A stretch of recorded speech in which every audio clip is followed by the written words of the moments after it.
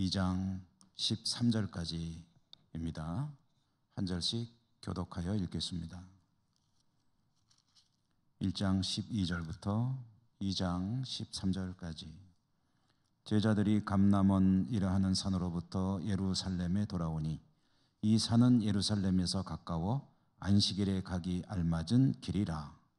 들어가 그들이 유하는 다락방으로 올라가니 베드로, 요한, 야고보, 안드레와 빌립, 도마와 바돌로메, 마테와 및 알페의 아들 야고보, 셀로드신 시몬, 야고보의 아들 유다가 다 거기 있어.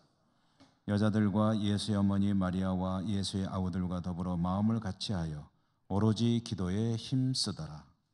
무리의 수가 약 120명이나 되더라. 그때 베드로가 그 형제들 가운데 일어서서 형제들아, 성령이 다윗의 입을 통하여 예수 잡는 자들의 길잡이가 된 유다를 가리켜 미리 말씀하신 성경이 응하였으니 마땅하도다. 이 직무의 한 부분을 맡았던 자. 이 사람이 불의의 삭소로 밭을 사고 후에 몸이 곤두박질하여 배가 터져 창자가 다 흘러나온지라.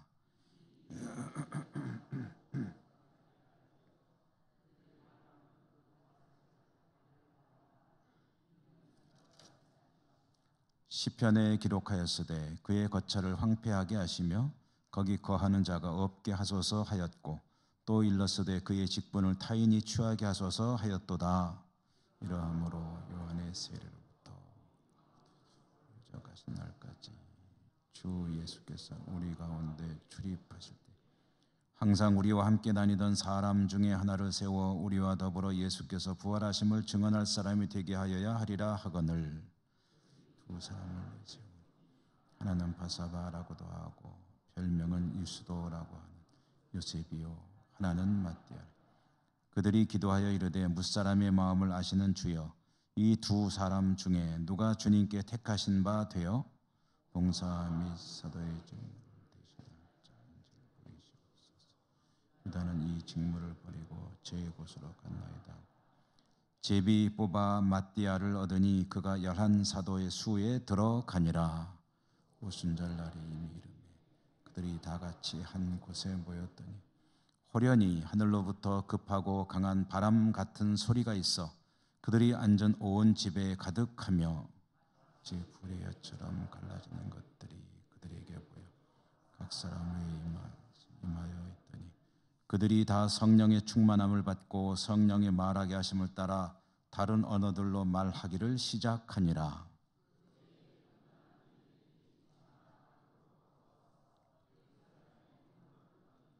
이 소리가 나매 큰 무리가 모여 각각 자기의 방언으로 제자들이 말하는 것을 듣고 소동하여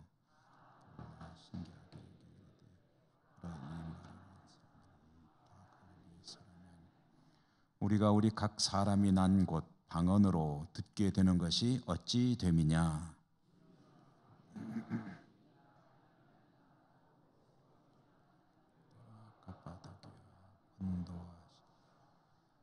부르기아와 밤빌리아, 애국과 및 구레네에 가까운 리비아 여러 지방에 사는 사람들과 로마로부터 온 나그네 곧 유대인과 유대교에 들어온 사람들과 아라비아인들이 우리가 다 우리의 각 언어로 하나님의 큰 일을 말함을 듣는도다 하고 다 놀라며 당황하여 서로 이르되 이 어찌된 일이냐 하며, 또 어떤 이들은 조롱하여 이르되 그들이 새 술에 취하였다 하더라. 아멘. 주님 은혜가 풍성하시기를 기원합니다. 수요일에 신약 성경 읽기로 이제 우리가 시작해서 오늘이 신약 98이라고 되어 있으니까 98번째이고요. 사도행전 읽기로는 이제 두 번째로 들어갑니다. 지난 수요일부터 읽기 시작한 사도행전은 주님께서 부활 승천하시고 주님께서 시작하신 그 일, 이 땅에 하나님의 나라를 이루어가는 일, 그것은 사도들에 의해서 복음이 땅끝까지 전파됨으로써 이제 이행될 일들인데요. 그 일이 이제 사도들에게 위임이 되었죠. 그러니까 주님께서 오셔서 씨를 뿌리셨고 시작하셨고, 이제 그 시작된 그 일은 주님은 승천하셨기 때문에 사도들이 이어서 이제 맡아 감당할 사명이었다. 사도들은 그 일을 다른 말로 표현하면 복음의 증인으로 사는 것이죠. 땅 끝까지 이르러 복음의 증인으로 살아야 하는데, 그렇게 그들이 복음의 증인으로 사는 과정을 통해서 이 땅에는 교회가 세워질 것입니다. 그리고 교회는 세상의 구원의 희망으로 이제 하나님께서 명하시는 그 일들을 해나가는 중심 센터가 되게 됩니다.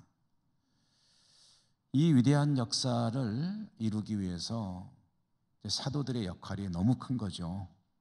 근데 이 사도들이 그 큰 일을 할 수 있기 위해서 제일 먼저 있어야 될 일이 뭐냐면은 성령이 그들에게 임하는 것입니다. 그러니까 사람이 하는 것이 아니고 성령이 행하시는 일이고, 성령이 스스로 하시는 게 아니라 사도들을 통해서 하시는 일이다라는 거죠. 사도들은 성령이 임하시면 권능을 받게 될 것이고, 그리고 복음의 증인으로 땅끝을 향해서 이제 흩어져 갈 것입니다. 이제 그 이야기가 시작되는 오늘 말씀 12절 우리가 읽기 시작한 구절에 보면은 제자들이 감람원이라고 하는 산으로부터 예루살렘으로 돌아왔다라고 합니다. 그래서 이 구절을 통해서 추측해 보면은 주님이 어디서 승천하셨다는 기록은 없거든요. 그런데 제자들이 주님이 승천하신 이후에 감람원으로부터 예루살렘으로 돌아왔다 하니까 아마 그 감람산에서 승천하신 게 아니겠느냐라고 추측을 할 수가 있죠. 그래서 그런지 지금도 예루살렘도 산 꼭대기거든요. 그리고 골짜기가 있고 쭉 내려오면 그리고 다시 하나의 봉우리 위로 올라가게 되는데 그게 이제 감람산입니다.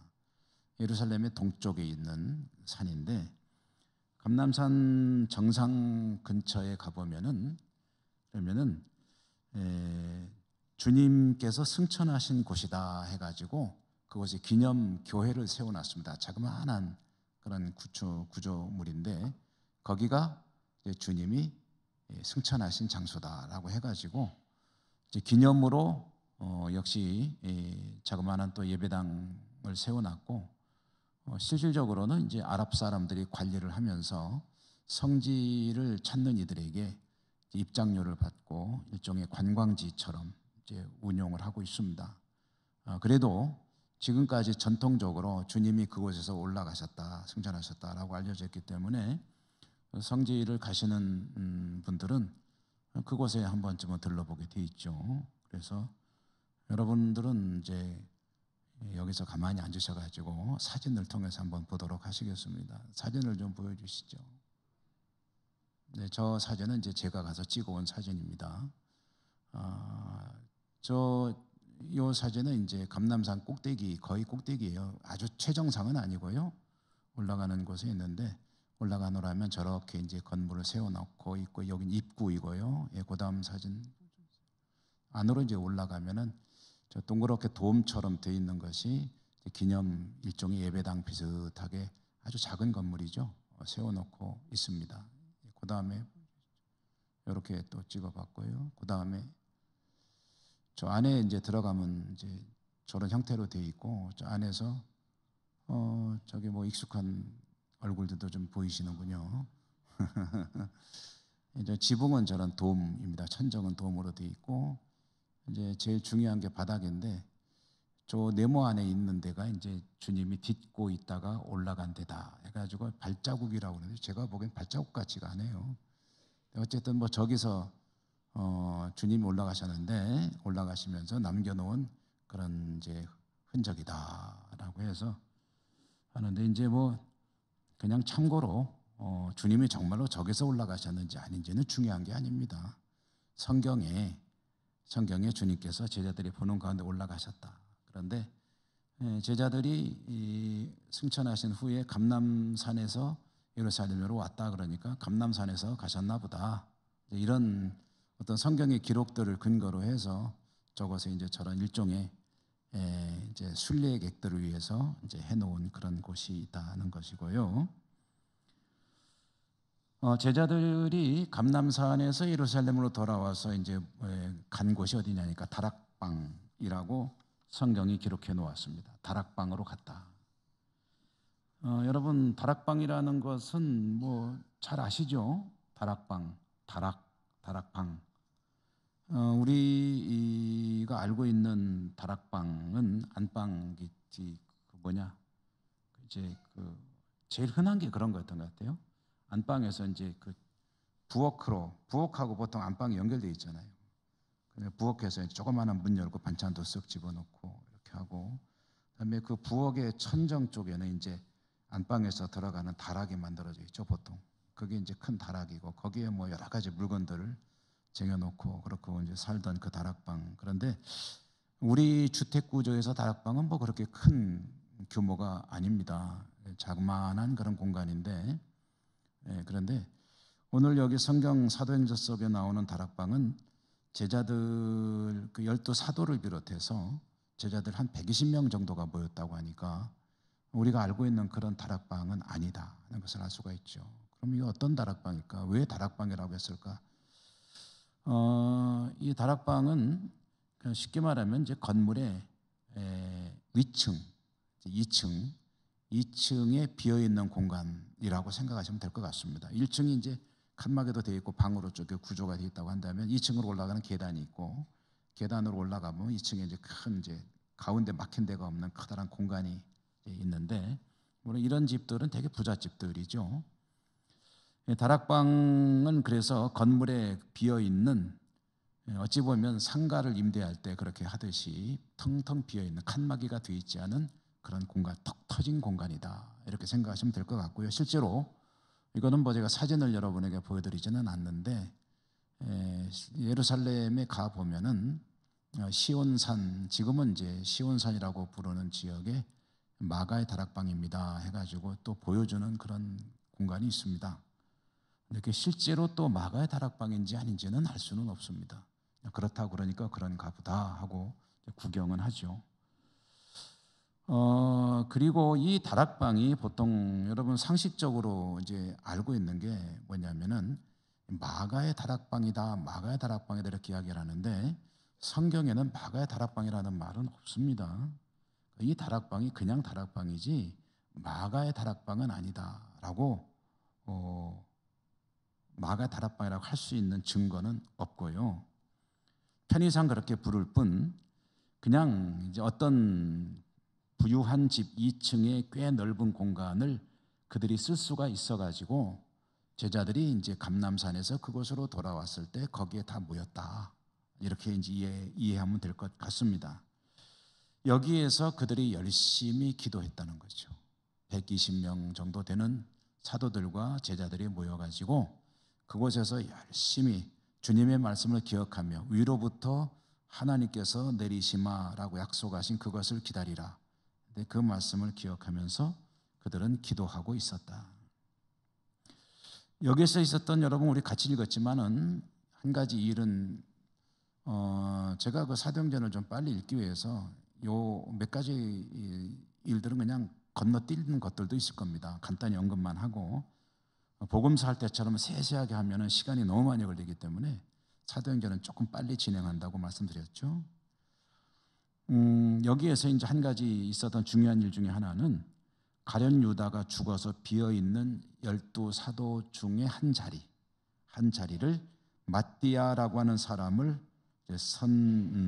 선택해서 사도로 세웠다 하는 이야기가 있습니다. 이 이야기는 자세히 말씀을 드리지 않으려고 합니다. 그리고 이제 오순절이 되었다는 거죠.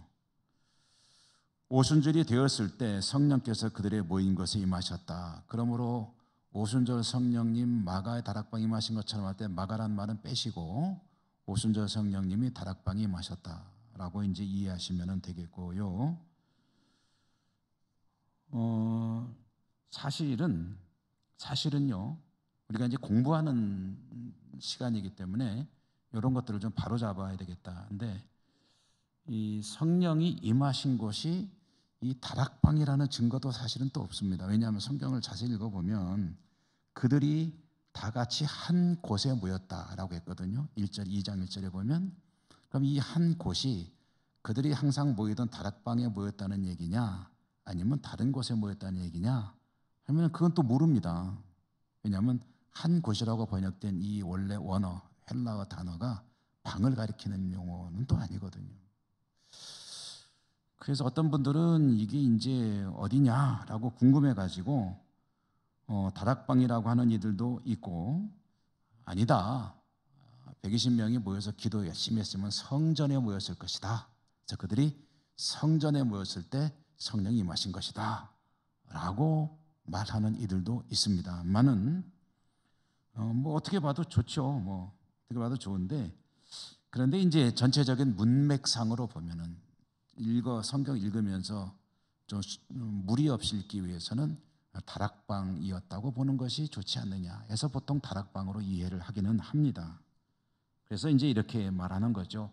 그들이 늘 모이던 다락방에 120명의 제자들이 모여서 열심히 하나님께 기도하며 주님의 말씀대로 약속하신 것을 기다리고 있을 때 그때에 일어난 일, 그게 뭐냐면 성령이 강림하셨다.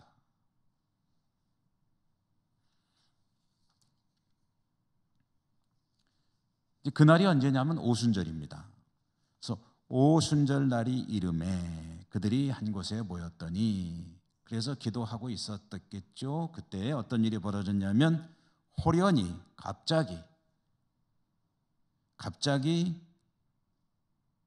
하늘로부터 급하고 강한 바람 같은 소리가 있더라. 그래서 그들이 앉은 온 집에 가득하였더라. 성령이 임하실 때 두 가지 현상이 있었습니다. 두 가지 현상. 첫째로는 뭐냐면 급하고 강한 바람 같은 소리. 급하고 강한 바람 같은 소리. 근데 이 이야기 하기 전에 먼저 그럼 저번 수요일에도 잠시 말씀드렸지만 오순절이라고 했기 때문에 날짜도 한번 좀 꼽아보고 넘어가도록 하죠. 날짜를 꼽아보면은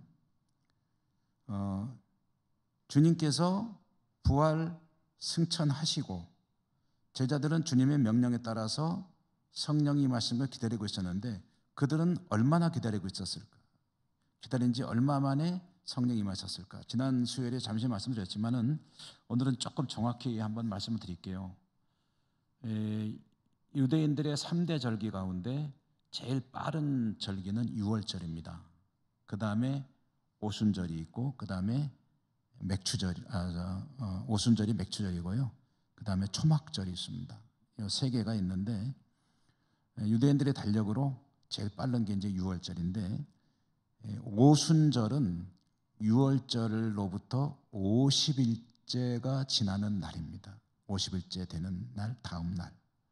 그러니까 그래서 오순절입니다. 오순, 순이 열이잖아요. 순열, 오순. 6월절로부터 50일이 지나는 절기인데, 여러분 주님이 잡히시던 밤에 제자들과 뭘 했죠? 제자들과 마지막 밥 먹었죠. 식사를 하셨잖아요. 식사를 하셨는데 그게 최후의 만찬이라고 우리가 흔히 부르는 건 아닙니까? 근데 그 최후의 만찬을 준비할 때 제자들이 뭐라고 말했었죠?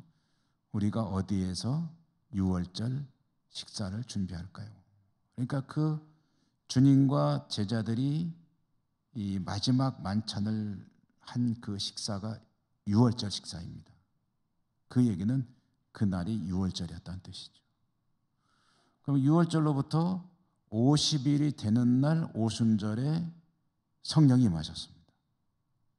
그러면은 주님이 잡혀가신 날로부터 50일 지난 날 성령이 임하셨다. 그런데 이제 따져보는 거예요. 이제 지금부터는 수학입니다. 수학. 옛날 말로 산수입니다. 6월절에 잡혀가서 그 다음 날 죽으셨잖아요. 그리고 사흘째 되는 날 부활하셨잖아요. 그러면은 3일 거기서 이제 쓰시는 겁니다. 그리고 부활하신 날로부터 며칠간 계셨다고 그랬죠? 40일간. 그럼 며칠 지난 거예요? 43일 지났잖아요. 43일 또는 정확하지는 않지만 44일쯤 됐을 때 승천하셨다는 거죠. 그런 얘기 맞죠? 산수 맞죠? 그러면은 오순절이면 50일 중에서 44일쯤 지났을 때 승천하셨으니 오순절까지 며칠 남았습니까? 6, 7일 정도 남은 거죠. 그러니까 제자들이 주님 말씀에 따라서 모여서 기도하고 위에서부터 임하시는 하나님이 약속하신 것을 기다리는 그 기간은 한 6, 7일 정도 기다렸더니 성령이 임하셨더라 라는 얘기가 되는 거죠. 그래서 지난 수요일에 이 정도면은 좀 상당히 빨리 말씀이 이루어진 것이다. 일주일 만에 기도가 응답이 착착착 되면 얼마나 좋을까요?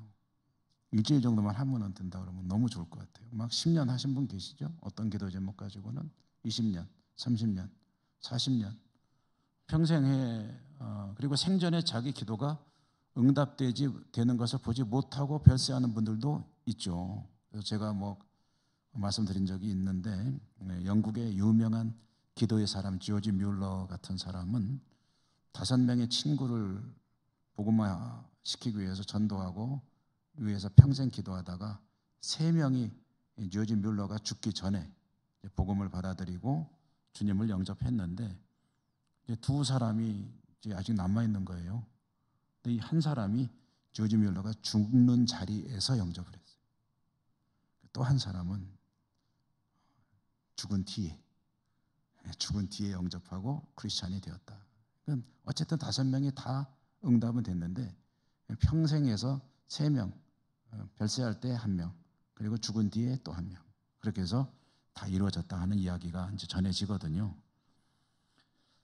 자, 이 오순절에 성령이 임했다는 것이 가지는 의미가 있습니다. 왜냐하면은 어떤 의미가 있냐면은 오순절은 여러분 유대인은 유대교인이죠. 유대교인은 이제 기독교인과는 주님을 메시아로 믿고 인정하느냐 아니냐에 따라서 이제 구분이 되는 거죠. 유대인들은 예수 그리스도를 메시아로 인정하지 않고 한 사람의 선지자 정도로 여기는 사람들. 그래서 아직도 메시아를 기다리는 사람들. 모세 율법이 신앙의 중심인 사람들이 유대교인들입니다. 이 유대인들에게는요, 오순절이 어떤 날로 이해되고 있냐면은 모세가 시내산에서 율법을 받은 날로 기념하여 지키는 날입니다. 그러니까 오순절은 유대교인들에게는 그런 의미가 있는 날이에요.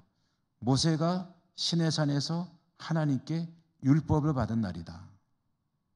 그런데 그 시내산에서 율법을 받은 날 모여서 제자하던 유대인들이거든요. 여기 모인 사람들이 전부 유대인들에게 성령이 임하셨는데 오순절날 임했다라는 것이 가지는 의미가 있습니다. 상징적인 의미. 어떤 의미겠습니까? 그동안에 이 사람들에게 신앙의 중심은 모세 율법이었습니다.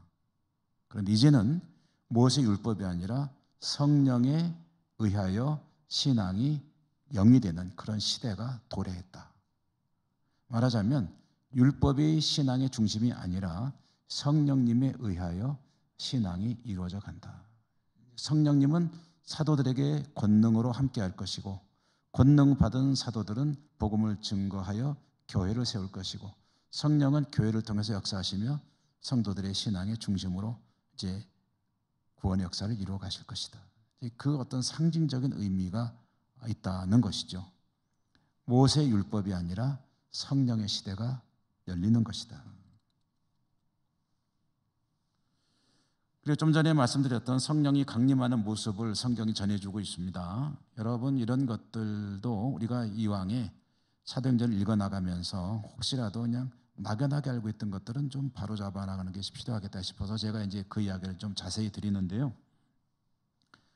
2절에 보면은 성령이 임하실 때 2가지 현상이 일어났는데 감각에 의해서 알 수 있는 것 2가지인데 첫째로는 청각입니다. 뭐라고 돼 있죠?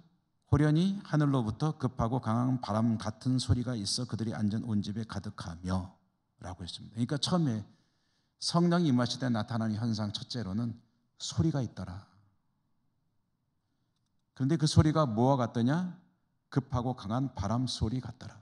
그러니까 여기서 이제 정확히 읽으면 이런 얘기 됩니다. 바람이 아닙니다. 바람이 아니고 바람 같은 소리입니다. 바람이 확 불어오면서 그냥 머리가 휘날리고 이런 게 아니고 소리, 씩 하는 소리였는지는 모르겠지만 어쨌든 소리가 쫙 강하고 급한 바람 소리 같은 소리가 온 그 방 안에 가득하더라. 바람 아닙니다. 소리입니다. 소리. 두 번째는요, 불의 혀처럼 갈라지는 것들이 각 사람 위에 임했다. 그래서 위라고 그러니까 위면은 머리가 아니겠느냐라고 추측은 합니다. 그러나 머리라는 증거는 없습니다. 그러나 우리는 머리라고 생각을 합니다. 근데 뭐가 임했다고요? 틀릴까 봐 말씀 안 하시나요? 저 목사가 자꾸 트집 잡는 것 같으니까. 불의 혀처럼 갈라지는 것들이 각 사람의 위에 임하였다. 그래서 머리라고 생각해요, 그냥. 근데 정확히 읽으면 불 아닙니다. 성령의 불, 성령의 불 그러는데 사실은 그냥 은혜로 받아들이고 하니까 그렇지 성령은 불이 아닙니다. 성령이 임하실 때 나타난 모양이 불의 혀처럼 갈라지는 것이더라. 불의 혀 그러니까 촛불 켜놓으면 불꽃이 이렇게 올라가는 것이 하나하나 하면서 무슨 마치 불의 혀같이 보이더라. 그래서 갈라지기도 하더라. 그런 것들이 각 사람 위에 하나씩 임하였더라 했으니까 그 모양을 이제 불의 혀처럼 생긴 것이라고 한 것이지 각 사람 머리에 불이 임했다 그런 뜻 아닙니다. 여기서 지금 심지가 나와가지고 불이 타고 있었느냐? 아니에요. 여러분 제가 이 얘기를 왜 하냐면 그게 그거지 뭐 그렇게 까다롭게 따지느냐라고 생각하실 수도 있겠죠. 근데 제가 이 얘기를 왜 드리냐면 사도행전을 누가라고 하는 사람이 기록했잖아요. 누가복음 기록하고 또 사도행전도 기록했는데 누가는 성령이 바람이라고 단정 짓지 않습니다. 그리고 불이라고 단정 짓지도 않습니다. 뭐 같다라고 비슷한 것으로 그 느낌만을 전해줍니다. 그거 왜 그러느냐 이거죠. 이유가 있습니다. 바람이었다고 하지 않고 불이었다고 하지 않고 급하고 방한 소리, 바람 소리 같은 거, 그 다음에 불의 혀 모양 같은 거, 이것은 성령을, 그곳에 임하시는 성령을 어떤 구체적인 모습이나 어떤 성질로 명확하게 규정 짓지 않겠다는 그런 뜻입니다. 말이 좀 어려운가요? 다시 말해서 성령은 이거다 라고 딱 꼬집지 않는다는 거예요. 그런 거 같더라. 성령은 바람 소리 같더라. 성령은 불의 모양 같더라. 왜 그러냐? 성령은 자유로운 분이거든요. 성령은 인간의 언어로 규정 지을 수 있는 분이 아니거든요. 성령은 바람이었다. 성령은 불이었다. 이거하고 성령은 바람, 그래 바람인 것 같더라. 또는 성령이 불 같았어. 불의 모양 같아 보였어. 이렇게 함으로써 성령님에 대해서 어떤 인간적인 언어로 제한을 하지 않겠다는 그런 의도가 들어 있다는 거죠.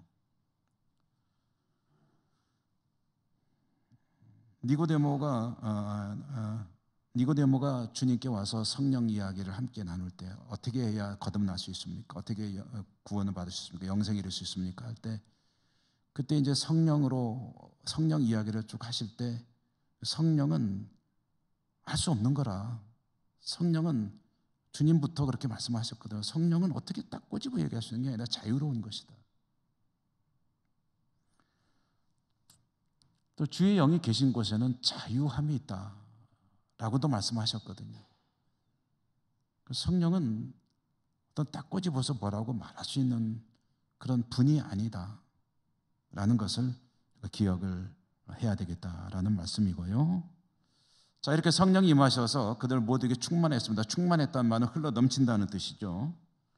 성령의 충만한 거기에 모인 사람들에게서 제일 먼저 나타난 현상이 무엇인가를 오늘 말씀에 전해주는데, 그게 뭐냐면 그들이 말을 하기 시작했습니다. 성령 충만하니까 말을 하기 시작한 거예요. 그런데 그들이 하는 말이, 사용하는 언어가 그들이 평상시 사용하던 언어가 아니었다는 거죠. 저와 여러분, 우리들이 일상적으로 사용하는 언어는 무슨 말이죠? 한국어잖아요. 그러니까 만약에 이것이 한국에서 일어난 일이라고 한다면, 예천에서, 그러면 예천 사람들의 말로 말해야 되는데 이 사람들이 예천 사람 말로 안 하고 완니껴 이러지 않고 그냥 이상한 말로, 그중에는 영어도 있고 중국어도 있고 그리고 또 러시아어도 있고 우리 일본어도 있고 주변 나라들 말로 그들이 막 말을 하기 시작하더라.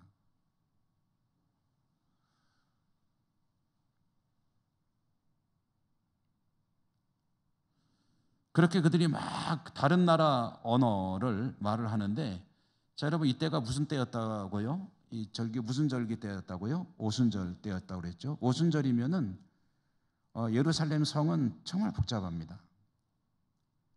유대인들의 3대 절기, 아까 말씀드린 유월절, 그다음에 이 오순절, 그다음에 초막절, 이 3대 절기가 되면은 이 이스라엘 경내에 있는 유대인들은 물론이고 해외에 사는 경건한 유대인들이 엄청나게 이 예루살렘 성으로 밀려옵니다. 그래서 기록에 의하면 주님 당시에 예루살렘의 상주 인구가 약 한 3만 명. 3만 명이면은 지금 우리 예천 읍내 인구가 얼마죠? 10,000명 정도 되나요? 이거 한 3배 정도 되는 인구가 예루살렘 성내의 상주 인구입니다. 항상 사는 사람들. 그런데 이 명절 때, 이 절기 때가 되면은 인구가 몇 배로 불어나냐면 한 10배로 불어났다고 그래요. 그러면은 예천에 10,000명이 살고 있는데 지금 10만 명이 갑자기 이제 막 움직인다고 해보십시오. 그러면 옛날 예천 한참 복잡할 때 그때 장날 같은 생각이 나실 거예요. 그러셨다면서요. 우리 어른들은 그때 얘기 가끔 하시잖아요. 가만히 있어도 밀려갔다고. 앞사람 뒷사람 등 다 가지고 가슴하고 등이 다 가지고 밀려다녔다고 그러시더라고요. 장날이 되면.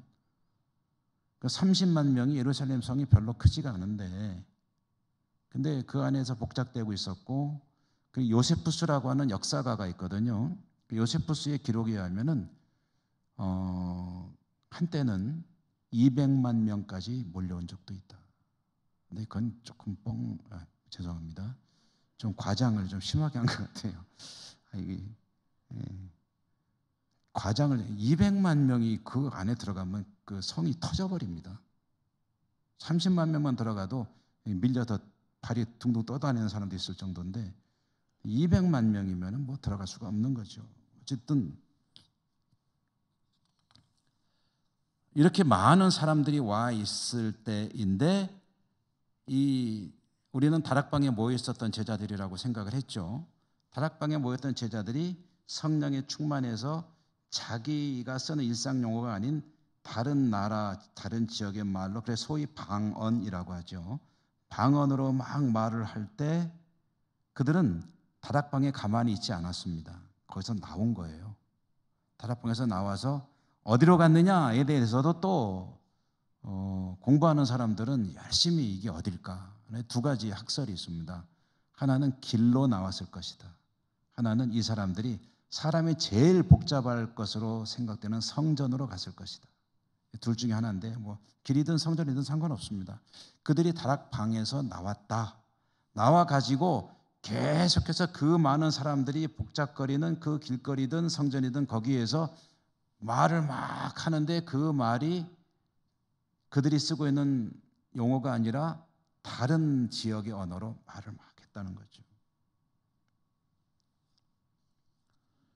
그러니까 거기에 몰려왔던 수많은 유대인들이 그걸 다 본 겁니다. 여러분 상상해 보십시오. 120명 되는 사람들이 막 하는데 어떤 사람은 영어로, 어떤 사람은 중국어로, 어떤 사람은 일본어로, 어떤 사람은 러시아어로, 어떤 사람은 또 뭐 있나요? 베트남어로, 또 무슨 저기어로, 인도네시아어로, 말레이시아어로 이런 얘기들을 막 하면 떠들어대는데 사람들이 가만히 보니까 저 사람들이 어디 사람인지 알겠어요. 어떻게 하느냐? 그들이 쓰는 말의 억양을 봤더니 아이고 저 사람들 갈릴리 사람들이네. 갈릴리 특유의 억양이 있거든요. 이해가 안 되시면 제가 예를 들어서 말씀드릴게요. 경상도 사람들의 억양이 있습니다. 아무리 표준말을 써도 들어보면은 경상도 억양이 있어요. 제가 흉내는 못 내겠지만 들어보면 알아요. 표준말로 해도 경상도식으로 표준말을 해요. 그러니까 이 사람들이 외국어로 쓰는데 그중에는 자기 나라 말로 하는 거를 듣는 사람들이 있거든요. 이 사람들은 이 나라 말도 알고 그 나라 말도 아는 사람들인데 들어보니까 저 억양이 갈릴리 억양이다. 저 사람들 갈릴리 사람들이네. 그런데 갈릴리 사람들은 다른 말로 하면 무슨 얘기냐면은 여러분 이해하시고 들어주십시오. 갈릴리 사람들은 그들 표현으로 막 좀 심하게 표현하면 못 배운 것들이거든. 그들의 표현으로 배우지도 못하고 좀 무식한 사람들이거든. 그러니까 저 갈릴리에 배우지 못한 저 사람들이 어떻게 저런 언어들을 막 하는 거지라고 이제 생각을 한다는 거예요. 지금 성경의 표현이 그런 뜻입니다. 외국어를 할 수 있는 사람들이 아닌데 저렇게 배우지 못한 저 사람들이 교육 수준이 높지 못하다는 거죠. 그런데 저 사람들이 어떻게 우리나라 말을 하지? 미국 교포였다고 한다면 어떻게 영어를 하지? 프랑스에서 살다가 온 사람이랑 어떻게 저 사람들 불어를 하지? 근데 불어가 이제 경상도식 불어인 거죠. 그러니까 와 이상하네 하면서 이제 사람들이 다 놀래가지고 쳐다보는 거예요. 이 제자들을. 그래서 오늘 여기 우리가 읽은 말씀에 보면은 성경에 천하 각국 사람들이 모였다고 하는데 그 당시 세계관으로 보면은 지금 여기 16개 지역이 언급이 되고 있거든요. 나라가 16개 나라가 지역에 언급이 되고 있는데 16가지 언어를 이들이 쓰고 있는 거예요. 지금.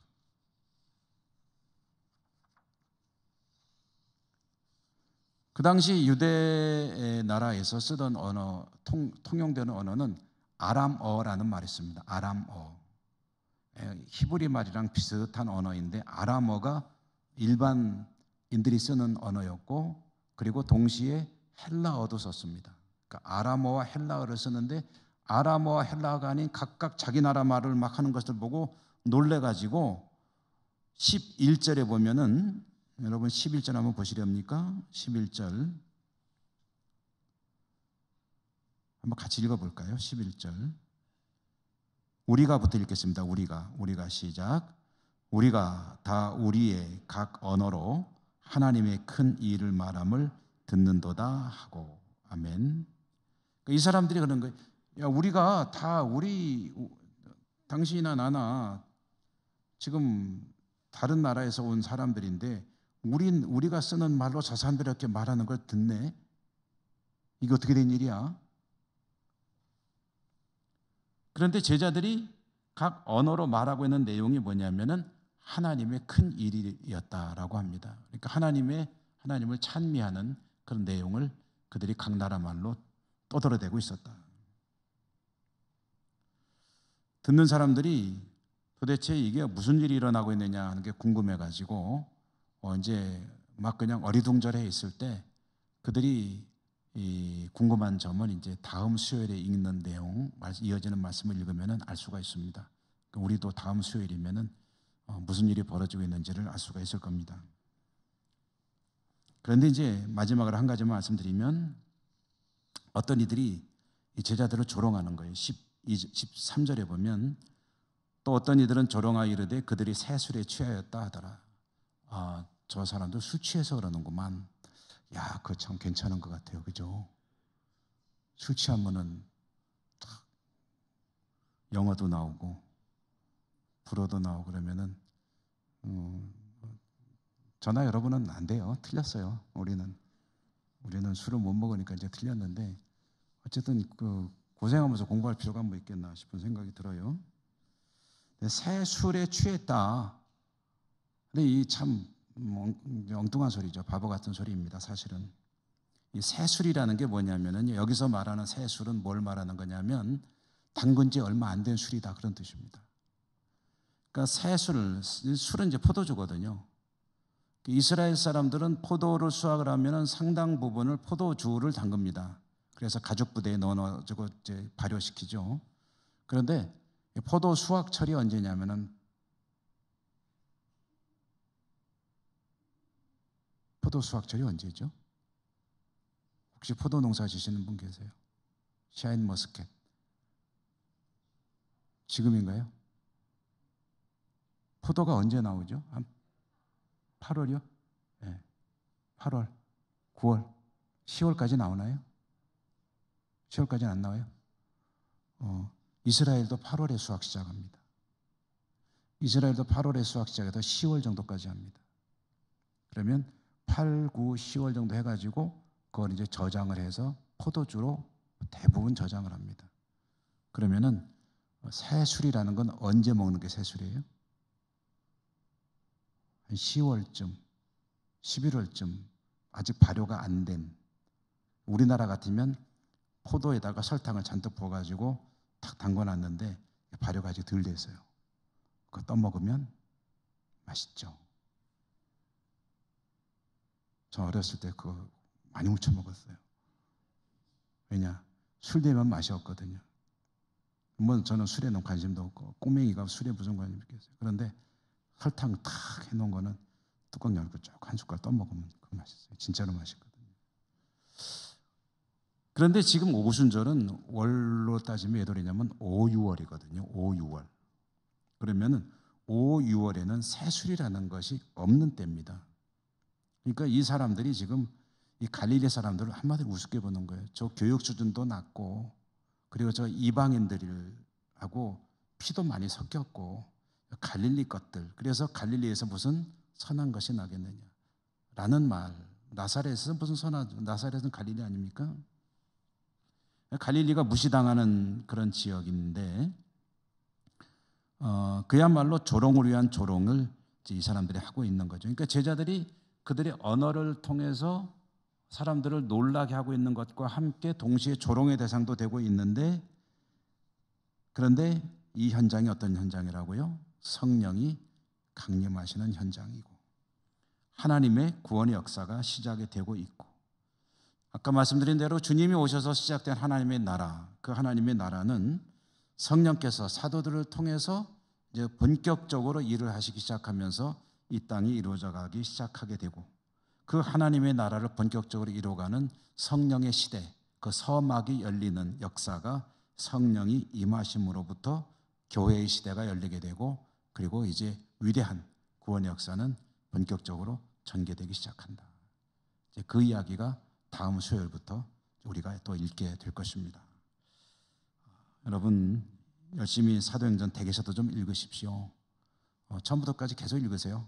교회에서 읽는 대로만 따라 읽지 마시고 한번 쭉 통독도 하시고 다 읽으려면 힘드시지만 사도행전만 통독을 계속 반복해서 하십시오. 그러면서 여기 오셔서 같이 공부하시고 더 공부하고 싶으신 분은 책도 사서 읽어보시고 그러면서 제가 여기서 진행하는 순서를 따라서 입체적으로 공부한다고 그랬죠. 그렇게 하면서 신약성경의 뼈대를 좀 잘 세워나가시면 신앙에 큰 도움이 되리라 믿습니다. 기도하겠습니다.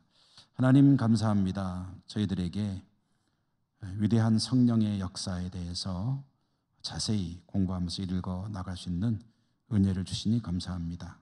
사도행전을 읽는 동안에 성령의 충만한 역사도 저희 가운데 있게 도와주시고 성령님과 동행하는 복된 삶을 저희 모두가 살아갈 수 있도록 은혜 가운데 축복하여 주시옵소서. 예수님 이름으로 감사하고 기도드립니다. 아멘. 찬송